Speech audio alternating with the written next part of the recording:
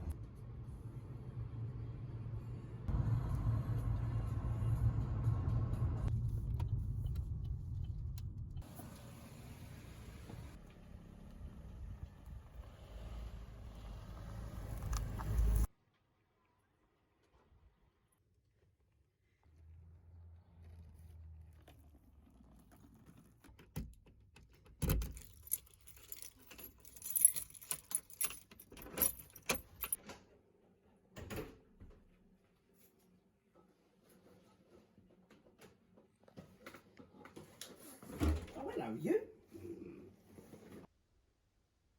Are you ready? I'm ready, yeah. You ready to roll? It's fine, I'll get into the groove. Get into the groove. Get into the groove. Hi guys, my name is Gareth and I am one part of Cooper's Corner. And this video is my 1 year on video. As some of you may or may not have known, if you haven't watched our previous videos, I'd recommend maybe going checking them out before you watch this one. If you carry on want to watch this one, then feel free to. But it's my 1 year on video from when I had my traumatic experience. Beth's also here. Hey Beth. Hello. She's going to be firing some questions and we're going to have a discussion today about the year that has been. So as this video goes out, today is the 18th of June. I'm looking at Beth because I want her to nod. That's how bad my memory is. No, honestly. So it was exactly on the 18th of June, which is when this video premieres, that I was in this bed and half off of it with my dog panting and puffing away, trying to figure out what's wrong with me. And I was in incredible pain. And the first thing I had to do, obviously, was let somebody know. So I used the amazing technology that is Apple and used Hey Siri, the feature that allows you to be able to make your phone trigger without you having to touch it, and got it to call my mum. I didn't know whether she'd answered or whether she'd picked up, so all I kept saying was, "Mum, if you can hear me, I'm in pain. Mum, if you can hear me, I'm in pain. Please help. Come over. Don't call an ambulance because I'm not sure what's happened yet." And my mum will laugh at this because I always call her before I call anyone else, only because I think I want her to assess the situation first. I've always been one not to call 999 unless I absolutely need to. And as some of you may know, this year being as crazy as it is, the NHS has been under an extreme amount of pressure already. But yeah, that is it in a nutshell, I think. Would you like us to start your questions? Sure, fire me a question, Beth. Let's go. For all the people that don't know what your condition is, could you explain to them what osteogenesis imperfecta is? So osteogenesis imperfecta is basically a very rare genetical condition, and in a nutshell, it's otherwise known as brittle bones. It's basically the collagen that is around the crust of the outside of my bones, which is the crusting of the bones, that allows my body to be weaker than others. So if you don't have osteogenesis, or you don't have brittle bones or osteoporosis, etc., any bone defects, your bones, as a normal average human being, have the ability to be able to produce this collagen. So I have a gene defect that doesn't allow my body to be able to produce this collagen, which basically means that my bones are weak, hence why it's called brittle bones or osteogenesis imperfecta. And I'm sure you'll put the correct spelling of that term below. Right here. Also as well, there's an amazing organisation. I do know quite a few people with osteogenesis, and it comes in a number of forms. I've always considered myself very, very lucky to have the type that I do. I've known, and I have known some amazing people with OI, like my dear friend Marie, who's an absolute ambassador for osteogenesis, and there's oddly enough another GC, Gareth, who I know, again, who's an amazing guy for advocating brittle bones and the organisation, the Brittle Bones Society. But yeah, so there's quite, it's although it's very, very rare, there's 5 of us in total in my immediate family. So my older brother Grant skipped the gene, then I got the gene, then my little brother James got the gene, my sister skipped the gene, and then my youngest brother Richie got the gene, who's the second part of Cooper's Corner. And oddly enough, which is probably going to lead on to Beth's next question, the 3 of us as well inherited a genetical condition that was from my mum's side of the family, which is otherwise known as neurofilament bromatosis, NF for short. And again, this condition affects the nervous system. It causes things like internal non-malignant tumours, growths, things that are called things like cafe au lait, spots, freckling under the arms, and I now know inside tumours such as brain tumours. And when I spoke about my tumour last time, I was quite emotional about it. It was very raw back then. I didn't know a lot about the future and what it held for me. Back then I wasn't driving, I wasn't at work, I wasn't doing all the things that I was normally doing. I was sat in my dad's living room in front of a Christmas tree talking to you like I was delivering the Queen's speech, which felt quite honourable, but at the same time bawled my eyes out because I was in quite a bad place emotionally. But yeah, so NF is the second condition that I've got, and again I know some amazing people with NF. Adam Pearson is one of the biggest people that I know that advocates NF and is kind of the embodiment for me in the UK of what NF really is. And this is in no means in the same way that I meant with OI, and the way that Kat and Marie inspire me, and Gareth, Adam inspires me equally. Adam Pearson, you probably have seen him on more than one occasion. He brags about the fact that he's had a snog with Scarlett Johansson. He was on a film with Scarlett Johansson, and he's been on things like Celebrity Mastermind, and he's quite a TV personality. He's a very good friend of mine as well. An absolutely amazing guy. And again, in no means does this do I say this in a horrible way, but I'm so thankful that my NF isn't as bad as his, and similarly to my OI, I'm so pleased that my OI isn't as bad as Marie's. Yeah. I hope that explains my conditions. So you have given us a brief description on what happened to you last year. Could you tell me a little bit more about what you remember and what happened that day? So this time last year, it's a very, very vague memory. I woke up around about 9 o'clock, 8 o'clock. I was due to go to work at 9:30 on that day, so it would have been, I'm quite OCD when it comes to timing, so my alarm would have probably gone off around about 7:30, 8 o'clock-ish. And I woke up hanging off my bed, and like I said, all I remember, I have very, very few memories. I remember Luigi going a little bit crazy, and then just being in pain half off my bed and using the features that I described earlier to call my mum. I remember mum arriving, and I remember mum ringing an ambulance, and then all I remember is this ambulance man turning up and lifting me from my position that I was to me being flat on my bed. And after that, I think either because mentally I blocked it out, probably because of the trauma it caused, or it was the amount of amount of ketamine he had to give me just because I was in so much pain. I remember waking up in the surgical referral unit in Basel Hospital, almost I'd say probably a day later, without any recollection of what had happened, other than those brief moments that I can recall. You were in hospital a very long time. Yes. Can you tell us what happened while you were in there and So what they did to fix you? It was nearly 8 weeks, right? You were in there for over a month. Yeah, too long. You were released early August, I think. Maybe just the end of July. So to begin with, they didn't know what was happening. They had no idea what was going on. The ambulance man, and even the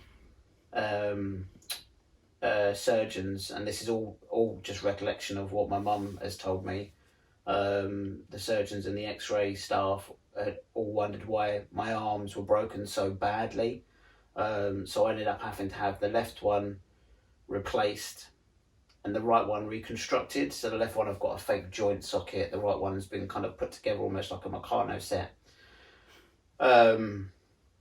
But that was almost a month after as to everything that had happened, because I went in and I kind of fell violently ill. And if Beth's going to show the pictures, which she probably will on the screen, they are going to be quite traumatic to see. But I was on a ventilator, my stomach had ballooned up, I wasn't eating, I wasn't drinking, they were pumping fluids in me, trying to find out what was going wrong. I had a terrible chest infection, obstructions almost all over the place, with not very nice memories. But I mean, the biggest things that I do remember was there were specific staff members I remember. For the life of me, I can't remember their names, but there was this little Chinese guy who worked on one of the wards, and he kind of pulled me through it. And I think without the amazement of people like him that work for the NHS, that don't get shouted out enough, I don't think I would have gone through what I did and come out of it the other end. As you can tell, it's still quite raw just to talk about it. It has only been a year, but it was quite traumatic. It was very traumatic. I mean, following that, I came out of hospital. You said about August, right? I came out of hospital about August time, and then a couple of weeks later, I then had an accident on my femur, where my dog Luigi, the scatty little dog that he is, launched himself off of it, breaking my femur in one place. And then after that, I woke up again, but in serious pain with my back, not knowing again, like the first time, how the hell it had happened. It was only then, when I went back to the ward, the Linford ward in Bowston Hospital, amazing staff. It was only when I went back there that the sister in charge turned around and said, "We need to get something sorted. Something isn't right. Why is this patient back on my ward again?" And it was only then that they decided to do an MRI and found what they now know as a low-grade non-malignant tumour, if I'm saying that correctly. I think when I look back, I've come through a hell of a lot. There was a time when, before, excuse me. So there was a time before they started the surgery that it was just me and Mum in the hospital, and I was on the ventilator still, and I kind of just said to Mum one evening, "Mum, I just want to listen to some music." And she put a specific song on. It's the same song that I got baptised to when I was a child. I was quite young, when I was a kid. And it was "Find Me in the River" by Delirious. And Delirious have always been, like, I've always gone to music for me. My go-to thing is when I feel depressed, or I feel like I need to cheering up, or for any sort of mood change that I need, I always go to music. Music's my kind of channel. She put on Find Me in the River. And as I listened to it, I can only describe this as quite a... It was a heavenly feeling, because I almost... The best way to describe it for somebody who isn't a Christian is that I fell asleep and had a dream, but it was so real that I felt it. I felt that connection. And the dream was that I walked up to this lady who was waving at me from underneath a tree, and she just kept beckoning me towards the tree. But when I approached, I kind of recognised her, but I didn't know who it was. And then I saw a gentleman standing next to her. He was a little bit taller than her, and they were both dressed in like almost cowboy western style clothing. And they both said to me, or the lady said to me, "I'm your nan. You know who I am. I'm your nan." And it was only then that I realised that it was my mum's mum and dad. And then standing next to her was Jesus. And he said to me, "I need to show you something." And I'd never encountered anything like this in my life before. I'd never seen Jesus in the flesh like this. And he led me towards this ranch, or what I can describe as like an American style ranch, and everyone was wearing cowboy hats. When I say everyone, it was my family. And there's little details that he needed to show me that I needed to tell people. Like, for example, there was my cousin Luke there. Now, Luke, tragically, Luke decided to take his own life a few years ago through his own mental health issues and the struggles that he'd been dealing with. And one thing his mum, my aunt Yvonne, has always worried about is that would he be in heaven? And I saw him, and Jesus said to me, he is here, and he will be here. And the reason why I recognised him is because he was there in child form. He was there as a young child, the child that I remembered when I was a kid growing up with him. And then I saw my uncle Ray, and Ray was wearing a cowboy hat. And God told me that I needed to come back to tell Ray something. I had to tell Ray about my vision, my Uncle Ray. And I can only describe the feeling that I had as almost painless. There was no pain. And that's why I knew where I was, because there was no pain. I felt like I was healed and that I was better. And this is going to sound absolutely crazy, but I begged him to stay. I said I didn't want to go back. And the words that he used for me to tell me, again, relate to delirious, that he probably knew that I would listen to them, was that I wasn't ready for you yet. He kept saying to me, "I'm not ready for you yet. I need you to go back and tell people this. And I need you to tell this message to the world, because you're going to become a history maker." And then I got this overwhelming sense that I was up on stage with a guitar in my hand. Don't know why, because I can't play guitar. I had a guitar in my hand, and my little brother was sat behind me on the drums. And we were up playing delirious songs and singing and telling people that now's the time to look to the skies. And I promised myself I wouldn't get emotional on this vlog, but this is probably the only part that I'm gonna get emotional, and I apologise for being, and I shouldn't apologise for being emotional, because it's my story, right? But I just wanted to share that, and it was only after that time that I woke back up. I told my mum about the story, And all of a sudden, from then, all my infections went away. All the stuff that was going on internally with my body just kind of disappeared almost instantly. And the surgeons were like, "Quick, let's get him in. Let's get him in. Let's get him fixed. Let's get him healed up."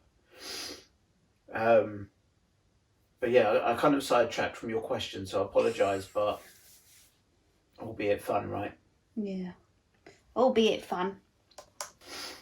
So, those of you who want to know more about my story and more about God and more about my walk with Jesus, then feel free to reach out to me. I've got a Twitter, which is at @officialgarethc. Give me a holler. I'm always free to say hello. So obviously that year, I'm talking between June to June. Other things happened inside that year as well as. Up until now, up until almost recently, I hadn't been driving. I hadn't been at work. And obviously we all know COVID-19 come around just before Christmas actually. I lost my dear nan, which was quite hard. Thankfully she didn't die of COVID-19. I almost blessed to think that if she saw the world as it is now, she'd probably be crying her eyes out, because she was always worried about what was going to happen to the world. But she was a strong lady, and I can remember standing up at a funeral and not standing up, as it were. I was just not able to stand then. I was still in my wheelchair, but I did a eulogy funeral, and again it was all based around how I was feeling at the time, and I think it was very family focused. And one thing my nan always installed in all of us right from when we were children is that family's the most important thing, and I think that's even more prevalent now, and it's crazy how it's kind of come around to what it is and what COVID-19 has done to us as a generation, or us as a world even. Albeit recent events with things like George Floyd, God rest his soul, COVID-19 has kind of made us all realise that the world is a very, very small place in comparison to what we think it is. We were meant to go on holiday, right? We were meant to go on holiday in October, and this October coming up, we're booked with Sai and Nat, who you were going to see on the vlogs, obviously. We've had to postpone that till next year, but watch this space because it's going to happen next year. Webb will be flying with Virgin again, fingers crossed. Hopefully they don't go into administration, because we love them as a company. But if they do, then so be it. We'll have to see if we can find someone else amazing to fly with. But yeah, going back to what I was saying, the most important thing I think I've got out of this, and the biggest thing I've learned, is that my friends and my family have always and always will be there, and I will always be there for them, regardless. It's something that I've tried to change my mantra, as it were, as it was. Not that I don't think I ever wasn't a family guy, because I think I've always been. It's a family guy. It's shut up, Ryan. Ryan's my tumour name, by the way, in case you wanted to know. I've always tried to focus on not the peace, but keeping people together. Life's too short. Life's too short to argue and have enemies and such like. So let's all just get on, right? Yes. Sorry. Just as we were talking about OI, Tara won't mind me saying, but she's literally just texted me. So she's gone to A&E with her son. Oh, baby. Who has the same condition. So it is genetical, and Tara is on my dad's side of the family, so that's where my OI gene come from. Her little one has unfortunately got, or has been diagnosed with osteogenesis. So, yeah. Yes. Hopefully he'll be okay. He's limping a little bit, but hopefully he'll be okay. He should be okay. Do you want to mention anything about going to physio and having a week. Quick camera change because my camera ran out of battery. Sorry about that. So rehab for me was what kicked it.